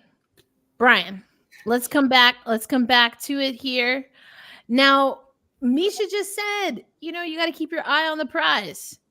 That being said, Brian, you and I both know The New York Liberty last year did have their eye on the Commissioner Cup as one of the goals for the team. And just recently, Banajalani said that it is an important goal once again, but maybe not just for the Rose Gold Trophy. Also for the cause. And this is one of the reasons I really appreciate what the WNBA does. And I think the New York Liberty, especially under Kia Clark, has really stuck to their guns when it comes to some of this. But Lainey says she is proud to play and hopes to win the Commissioner's Cup again because the New York Liberty have partnered with Women Creating Change. And Banajalani Hamilton calls it a, quote, extra benefit if they can repeat and bring some funds and, of course, exposure to Women Creating Change, which is a nonprofit in New York City. Yeah, like one thing I really like about how the league has sort of put the Commissioner's Cup together in the past couple of years is that they really tie it to things in the community. Like, I think for a lot of sports teams, especially on like the men's side, it's like, oh, they're just there. They taking out tax dollars. They doing this and that. And it's like, you're not really involving yourself in the ways that you should. One thing I like about, especially with what the Liberty have been doing the past couple of years, is that they're really making themselves of the community. And I think that matters a tremendous deal. Like, you want to, like, it's one thing to enjoy the players on the court. It's another to sort of have them, you know, helping out, giving back, making sure that, okay, these people, these organizations that are doing the work, we support them, we give them what we can, and we sort of reward that by doing the best we can because we're doing it in service of them too.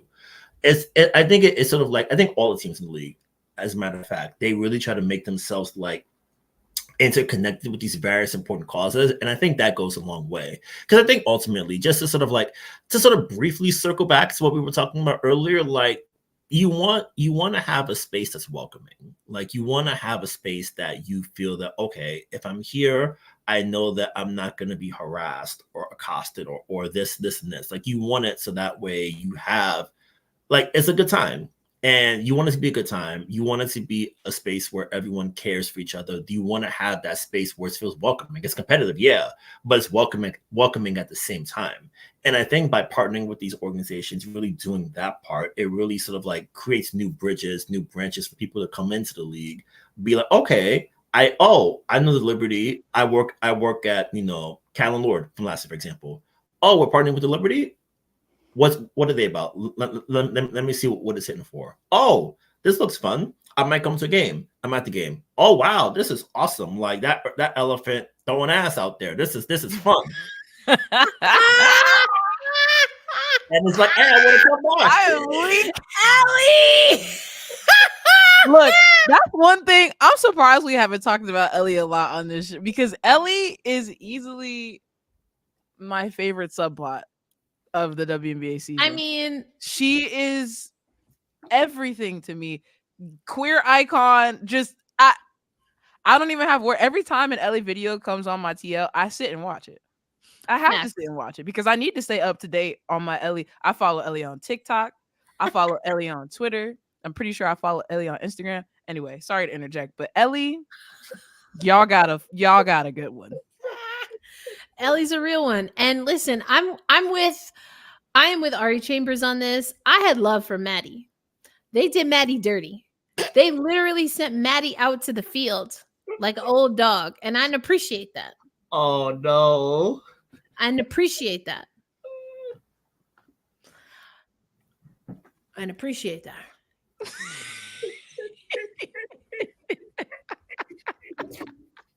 So, you know, it was a little rocky. It was a little contentious. When Ellie showed up in the spot, I was like, I don't know you. Hey, I don't know you. I don't know you. Who you be with? Where you come from? What you doing? But I've come around to Ellie. First of all, anytime you can have alliteration with the letter E, you're gonna win me over. You said Maddie got the old yeller treatment. Stop it, please. You see what I mean, Jen? This is what I'm saying. Oh no. That was hella disrespectful. Listen, however, regardless of how you feel about James Dolan, That's the owner's problem. Maddie don't need none of that smoke. Maddie ain't had nothing to do with that. Maddie was teaching people how to spell liberty since 1997 at like like Schoolhouse Rock, like Hooked on Phonics. We got Maddie, and y'all just I ain't like it. I ain't like it. So but that being said, I have learned, and I'm thankful to Ellie the Elephant because I have learned that my heart has space enough to cry and weep and howl for Maddie while also embracing Ellie the Elephant. Right foot stomp. Hey, and left foot stomp. Nah, it's they call me Big Ellie. Hey, that's my joy.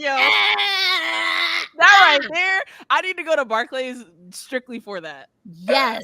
Strictly for that. Because Yes. I will, man. When Ellie did the Lil Kim, when Ellie did the Missy, stop.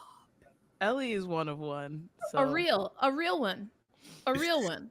Sorry to take us on that. I just had I because it's a New York Liberty podcast, and I'm like, we talked about Ellie earlier. We had to. Yo, that Get Ready With Me was hilarious.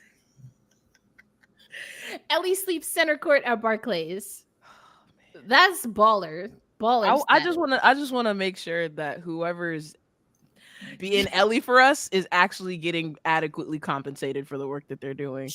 They because love it. I mean, yes, Ellie is doing tunnel fits. Ellie with the jersey dress. Stop. And the front bun, baby. Never did I want to grow my hair back so quick. The hoops. It was the hoops for me Ellie. the other day. The hoops for me. It was the hoops and the Telfie. It was the hoops in the Telfar bag. I was weak. Ellie is hilarious. Hilarious. Everybody involved needs a raise. Somebody knows. Conjunction. What's your function? You know what I'm saying? Why can't we have both? Why can't we have both? ¿Por qué no los dos? Sí. ¿Por qué no los dos? Claro. New York has two of everything, including when they play in New Jersey. Why can't we have Maddie and Ellie? I'm trying to understand. True that. Yo no sé. Anyway, Ellie always got love. If you watch our intro, Maddie is in the intro. Ellie is in there too, I'm pretty sure. If not, we'll make sure we have to remedy that on the immediate. But listen, I don't even like mascots. I only like New York mascots. All right. Because I only get down with Mr. Met. Gritty, goodbye. All right. Go away. All right, Erica, is this a safe space again? What happened? Is this a safe space again? Oh, it is. It's just us three. Nobody else watching. Okay. It's not going to live on YouTube in perpetuity or the mascots, they're all right with me. There are very few I can't think of like a bad mascot out there. I can't. What was hey, then whoa, hey. What up, Daniel? I mean, hey. Thank you. The Mets they're a married couple. Yes. As a matter of fact, Mr. and Mrs. Met. Thank you very much. And the Nationals have like a bajillion of the president hits. So oh my gosh, those are hilarious. I like the races. They're so much fun. They are fun. I don't have any issue with mascots. Generally speaking, I'm like the mascots.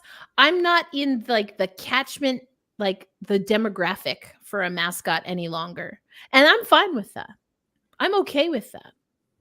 I do think like Gritty is a weird mascot to me. Oh yeah. Like Gritty is trying to do too much. Like you're trying to get that kids safe for kids, but also PG-13 rating. And I'm just like, I don't, sometimes it's not both. It's not both. Very strange behavior.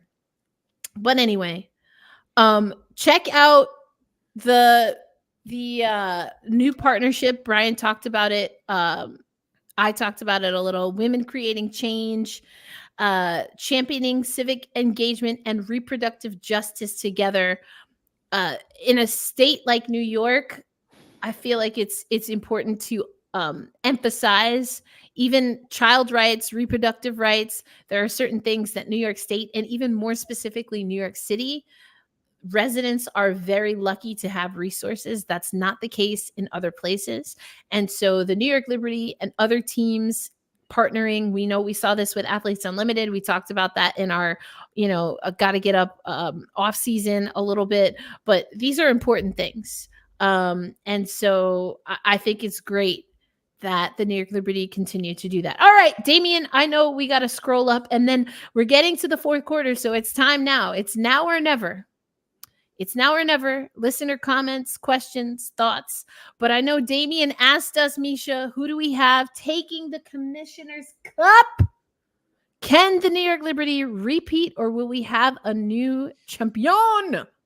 I mean, yes, of course they can repeat. It just, so if we're and hopefully mine is updated. If we're looking at the standings right now, it's Liberty, it's Sun, it's Fever, it's Mystics.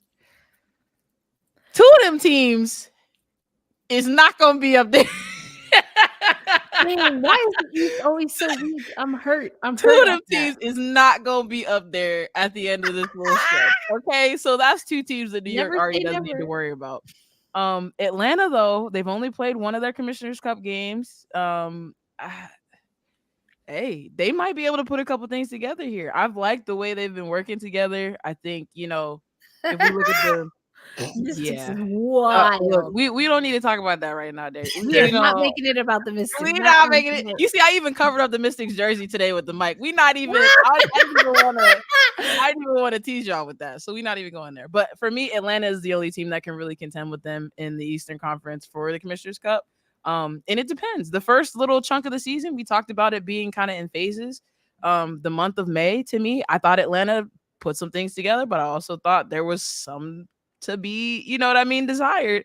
Same thing with New York, but the records are different, and the consistency and the level of play is a little bit different. So I think the Liberty have a good shot at it right now. But it depends who on that Western Conference side. It just depends. I mean, and let's be honest, they still got to get through Connecticut, Brian. Yeah. Now that's not just for the Commissioner's Cup, but early returns say if they want to get to the finals, they're going to have to go through Connecticut again. And I'm going to be honest. I'm going to keep it a buck. Now, I have also said on this here program, and I believe it, it's not that I don't put thought into, but I certainly don't put a lot of stock into preseason predictions. If I had a choice, I wouldn't even make them because it's before the season. But over at CBS, I do not have the Aces taking on the Liberty in the finals. I went Aces, Sun, and right now, the Sun are the only team with an unblemished record, Brian. So I know you said you're excited for this matchup coming up, but, what are we going to see down the wire between these 2 teams? And do you think they're battling it out for a spot in the finals? And do you think the Aces are the other team on the other side there, Brian? Yeah, so we've opened, I think we're heading down a really weird and fun path. And the path is, what if the Sun are actually the 1 seed and the Liberty and Aces are in some combination of 2-3? I feel like if we get that, that's going to be a fascinating dynamic, because if you're Vegas, for example, you know you can win on the road. You won both of your championships on the road, so you're not worried about that. But it's, do I want to play a team as good as New York in the second round, or do I want to compare to last year? I get a team like Dallas that's good, but we're clearly better than in that second round. So there's plenty of incentive for everybody across the board to get that 1 seed. And even in the second round, like if it holds, you've got Minnesota looks amazing. So even if you I got the 1 seed, round 2, you got Nafisa Collier playing like an MVP. You got Alana Smith, Dorca's back. That was a great one. I enjoyed that. You got all this talent, and Cheryl got some recipes cooking down there too. So that's going to be, there are so many different avenues here. And, really? Yeah. Whoa. Well, Well, I'll be Listen, too. I had some connectivity issues, so I wasn't on CBS Sports HQ today. But we were going to talk about this matchup, and what I was going to say is the last time Dallas played the Aces was last season. They lost by 7 and by 3. Mm-hmm. The Dallas Wings were 7-3. Was it 3 or I don't know? It was close. The last game was hella close. Yeah. Mm-hmm. This is a Dallas, and they're doing it without Sabali. And Natasha Howard. Yeah. Wild. Thank you for the update, Jen. Because earlier I looked. If I look back, I'll try to find exactly when I saw the score because I was pulling something else up and I was like, I was like, ooh, whoops. But yeah, Dallas is interesting. I love that you mentioned Minnesota also because Minnesota is a lethal team. I'm saying lethal because I feel like they're very underrated right now. They don't have that same kind of, show me that Connecticut is going through, but that Chicago is going through. But they are quietly a really good team. A really, really solid team. This is interesting. AT may be a team captain for All-Star game. We're going to get USA basketball versus WNBA All-Stars. And what's also interesting is that 3x3 team was announced today. Yeah. I love to see Sierra Burdick on there. Haley Van Lith on there. Where's she at now? TCU? Yeah. Yep. Mm-hmm. She tried to tell us she wasn't going there. And then she went anyway. That was interesting.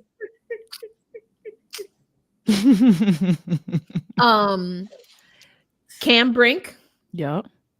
But also, and this is the most interesting pick for me because I think this opens up some things. We've been talking about it in the offseason. Ryan Howard, 3x3. So that means she's not going to be competing with the 5-on-5 team or the senior team. So that leaves Sab, in my estimation, maybe even Lainey Hamilton, but of course, Caitlin Clark. Yep. Yeah. Leaves that door open. So I will say, at the very least, like, if Kathy Engelbert has to drive her to the All-Star game, she will, but she will be at that All-Star game. I don't know how. Fan vote, Team USA, you are going to be able to purchase your 22 All-Star jersey at WNBAstore.com, and Kathy wants you to buy at least three jerseys, at least 3. That way, hey, keep it coming. So it's going to be fascinating. It's going to be interesting. And just to clarify, I don't know exactly if this was the statement regarding what I was talking about, but the reason I didn't mention Stewie, who I do not believe in any estimation will be bumped, is because she's not playing a guard role. Ryan Howard, guard. Sab, guard. Obviously, Caitlin Clark, guard. Don't know where Chelsea Gray is going to be. I know, Misha, you talked about that on the program a while back in our off season. It's going to be really interesting. I also think what is also interesting, and I think I'm starting to bring Misha along. Well, not me, but I think Diana Taurasi is starting to bring Misha along. I done told y'all. I was like, listen, if it was me with DTB on that team, there's a part of me that wants to say no, but there's a bigger part of me that's like, oh, hell no, you're not leaving her off this roster. Yeah. Because DTB clutch. She has that. International competition is different. It's just different. Yes, the WNBA is the best league in the world, but when you get on that international stage in the Olympics, you're playing on behalf of your country. When you've got all the global eyes on you, that hits a little different. And DT obviously has the track record that says I can add value to this team regardless if I'm putting up the stats or not. For me, the question was, and this is not unique to DT, you know what I mean? As players get older and further along in their careers and kind of knocking on that door is, we all kind of like, all right, was really good here. And for me coming into this season, because she's not, obviously doesn't play in the off season anymore. She's not doing pro hoops. We have no eyes on her in the off season as folks who cover the league. And so I always wonder from season to season for folks who are on the latter half of their careers, are you going to come back with something more in your bag? Are you going to come back with something that teams still don't know how to stop? Are you still going to have that edge that puts you a little bit above the competition and allows you to excel and be elite? I had question marks around that for Diana Taurasi based off of, you know what I mean? The last few seasons she's played, she's had different injuries. Like she just hasn't been in a situation where she could be consistent. And so I just wasn't sure. I told folks on TikTok, I was familiar with her game. I just thought it expired. Okay. It wasn't that I didn't know what she could do. I just thought it expired. But as it pertains to the Olympic team, Expired. but oh my God, y'all are so I can't. That's one of my favorite commercials. I can't. But yeah, my whole thing with her with the Olympic team was just, has her game expired? Has her ability to leave have an impact on this team? Given the new blood, the new talent that's out here, you know, does that supersede what Diana Taurasi brings to the table or not? And I think, you know, she's been hooping. She's been doing what she does. I think she's taking it personally. She's always got a chip on her shoulder, but now it seems like she got a bag of chips on her shoulder. So it's just, you know what I mean? A bag of croissant.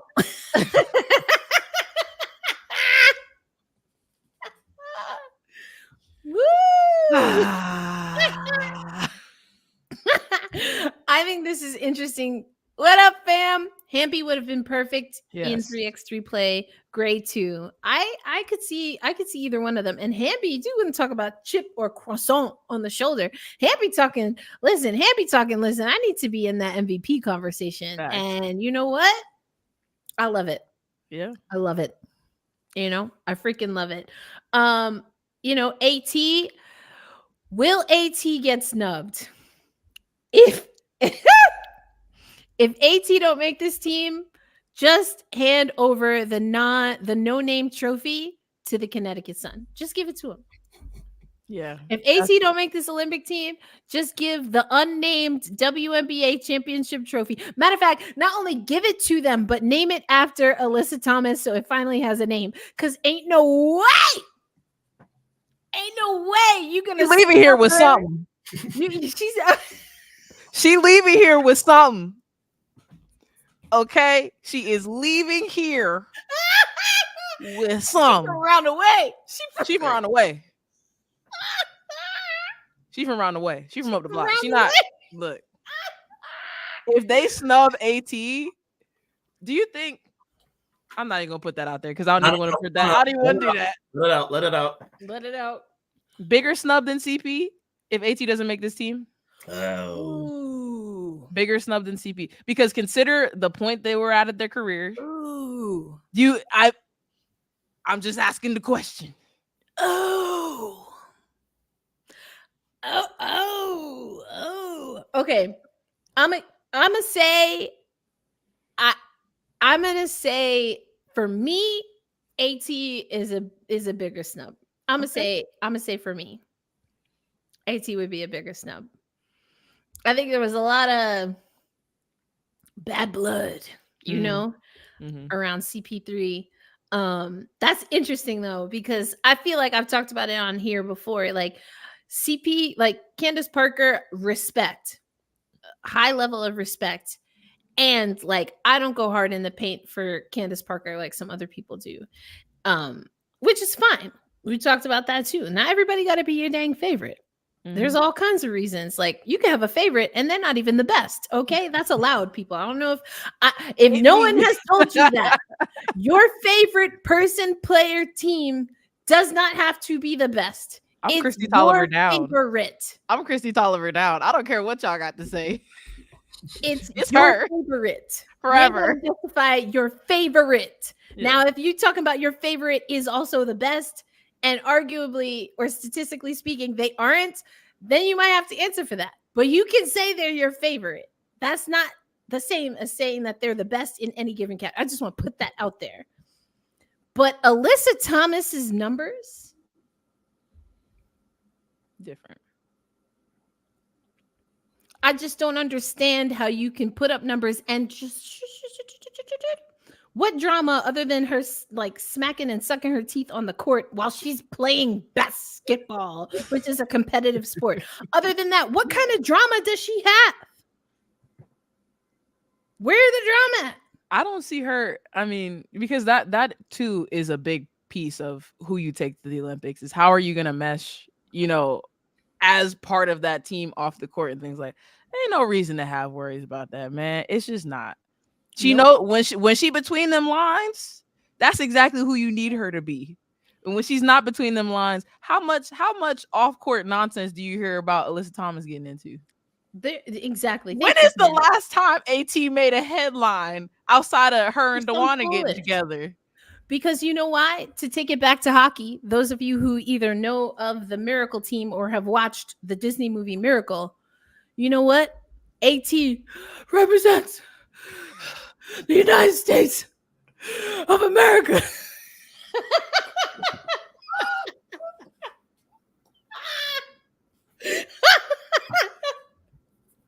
She plays for the name on the front, not for the name on the back. Isn't that what we tell all red-blooded Americans to do? America. America. She should be America's sweetheart. AT. But we know why. We know why. We know why. America. We got our eyes on you, America. Oh my gosh. I think it's going to be interesting. I think it's going to be very interesting. But yeah, hell yeah, it was toxic. You know why. Anyway, enough about that. Represent the United States of America. Again. Again. It's gonna be interesting. That lineup is gonna be hella interesting. I think for my money, DT makes it. Yeah, I mean, I would take AT. If she doesn't make it, I would be appalled, but not shocked, unfortunately. I mean, that guard is gonna be really interesting. What's this? Thank you. But I also don't drink coffee. I drink hot water with lemon and lime. Wow. Gotta get your electrolyte. Another non-coffee drink. That's it. Yeah. That's it. I really don't drink coffee. Thank you. We appreciate you coming through. Yeah. Make sure y'all follow everything that the homies be doing too. Mm-hmm. Do you believe in miracles? I got everybody quoting it now. I love that. But listen, all right. Last chance for real. Brian, if y'all got any questions, comments for us? So I think we answered your question, Damien, about Commish Cup. Yeah, we think that the Liberty can definitely run it back. But the biggest question mark, at least they got to get through the Eastern Conference. That's for the Commissioner's Cup. But also it's looking like for this season, but it's definitely possible. What are the expectations for the second half of the Liberty season? You know how I like to do predictions. I don't like to give you my prediction, and this is how we'll end today's show. We're going to do it like we always do it, Misha and Brian. The New York Liberty can make it back to the finals if... I'm going to let y'all think about it. Again, the New York Liberty can make it back to the finals if I'm going to stay consistent. KT gets her minutes, period. That's what I'm saying. KT's got to get her minutes. She's already proven that. We didn't talk about that game too much. Vandersloot couldn't go, Brian. KT stepped up, came up big.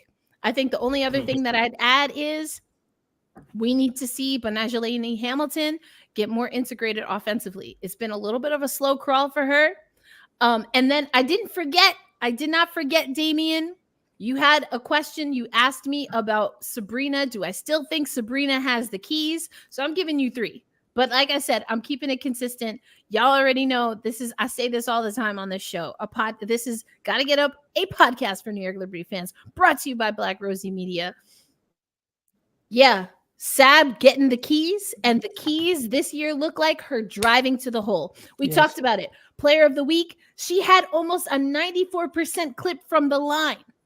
everybody across the league, outside of just Caitlin Clark, is talking about how physical the WNBA is. Oh, and guess what? That's not new. Elena Deladon, what, 2 years ago, talking about how she was getting just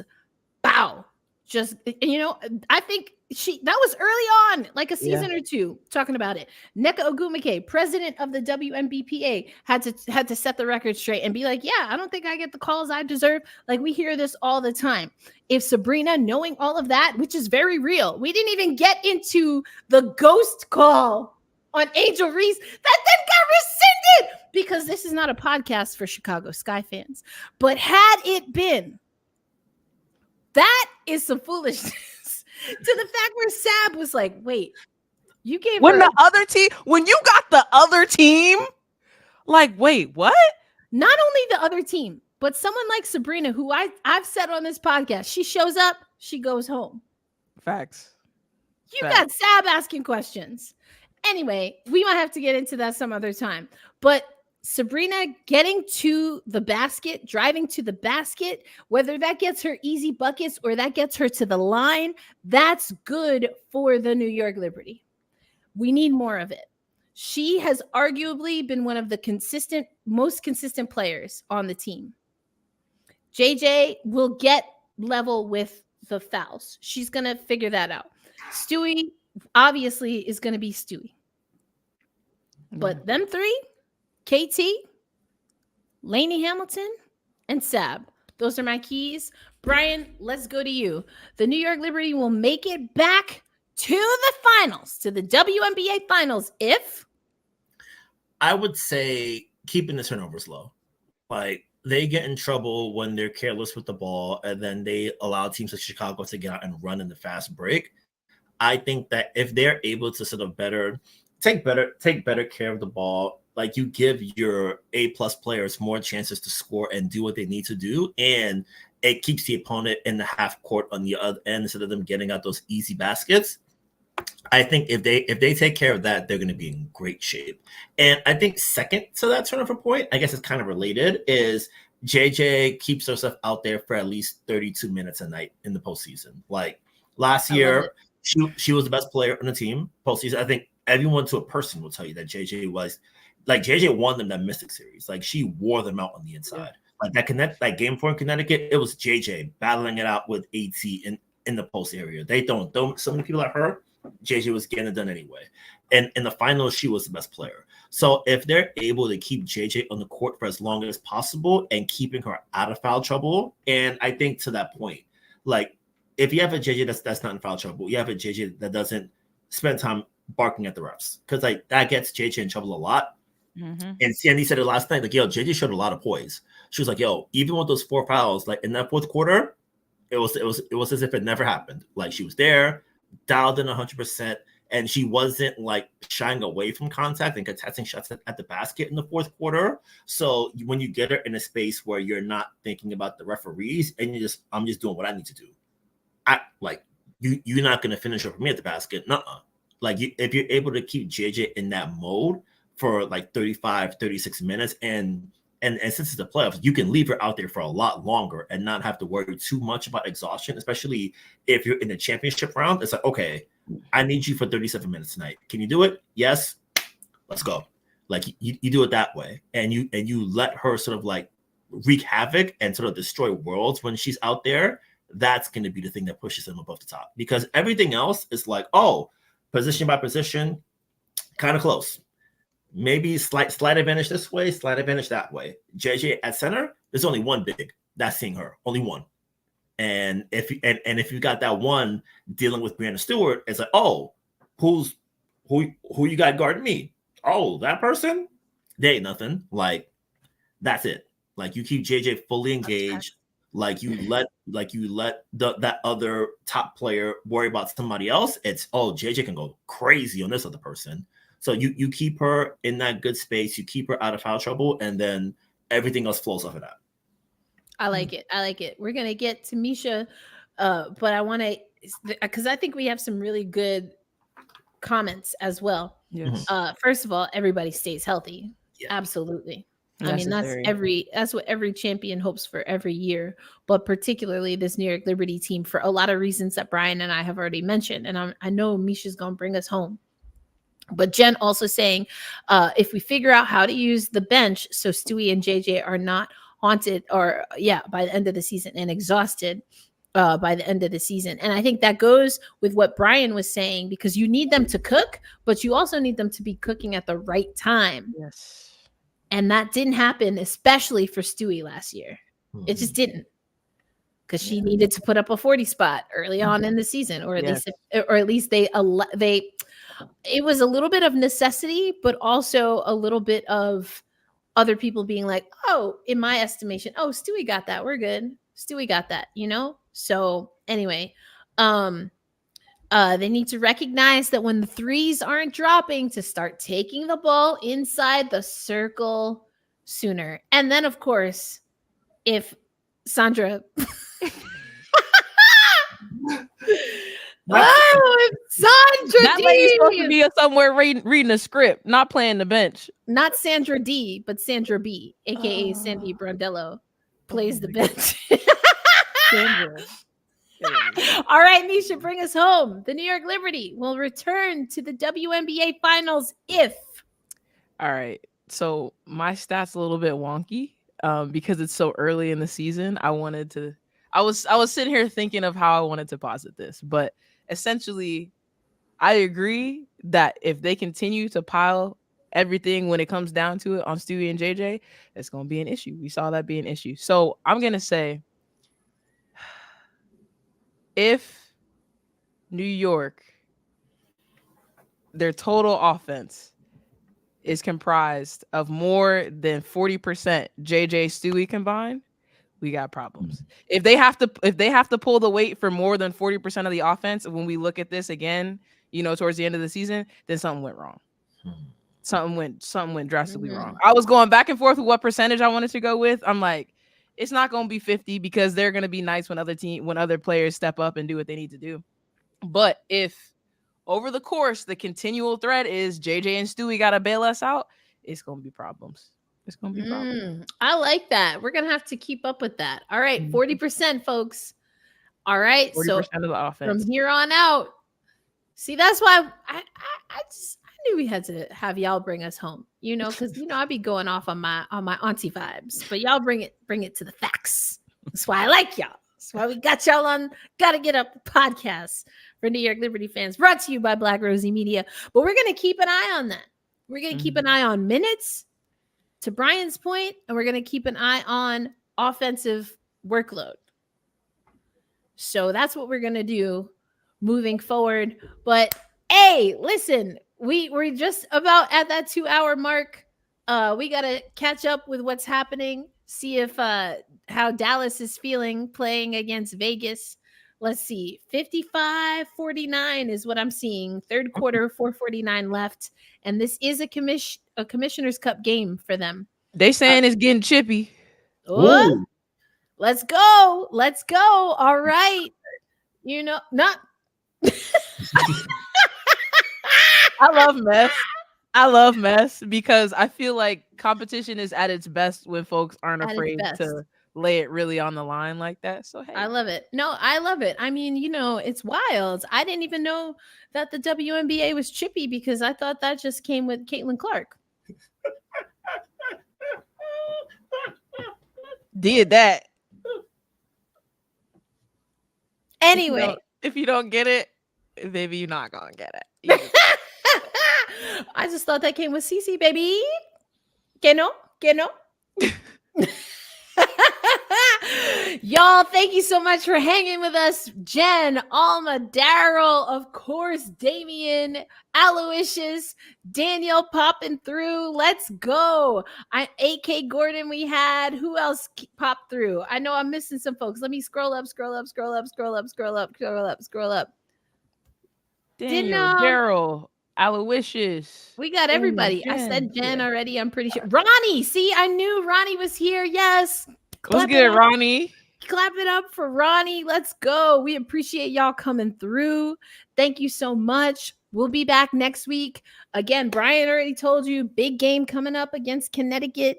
We got the Commissioner's Cup games coming, so we got a lot to talk about. Sab, can she follow up with a player of the week? Will another Liberty player get player of the week? We'll see. We'll have it all here for you. And now is our favorite part. Hey, look at the flames. Let's go, Ronnie. Hey, come on, mic Good drop. night, good people. It's time to wave. Let's go. Wave and wave. Stop. Not the little rascals.